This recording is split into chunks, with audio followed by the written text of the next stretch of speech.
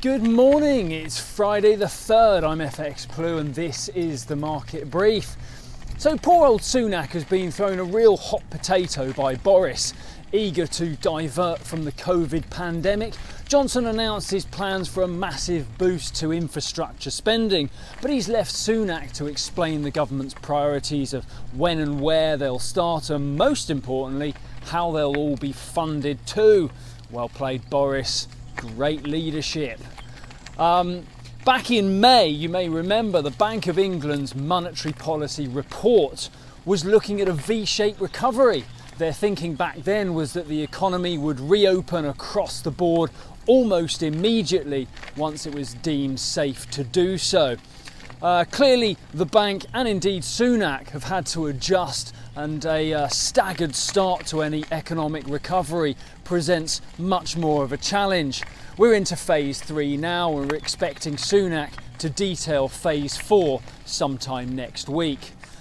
Sterling remains a bit stuck, lacking much positivity. Yesterday we traded between 124.50 and 125.30 against the dollar, and we opened the day around 124.75, but it should be a pretty quiet day today with the Independence Day holiday in the US.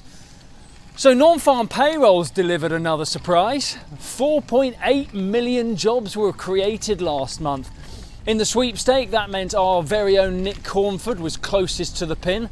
I thought 4.25 million was a ridiculous guess, but well done, Nick. My pound is on the way in the post.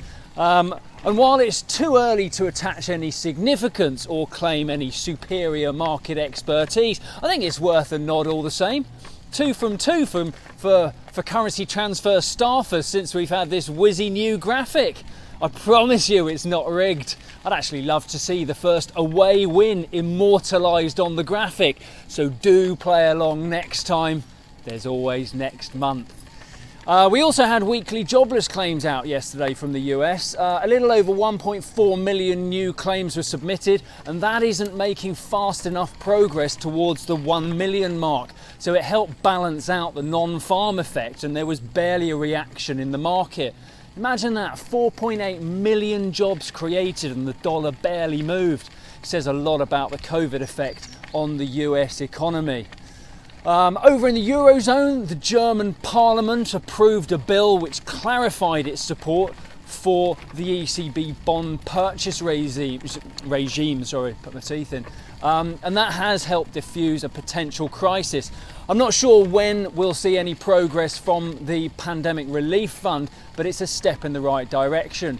Euro dollar drifted along around 123.30 ahead of Independence Day, the bank holiday today, and we expect that to continue into the weekend. So have a great day, and if you're heading out to the pubs over the weekend, remember to drink responsibly. Nah, who am I kidding?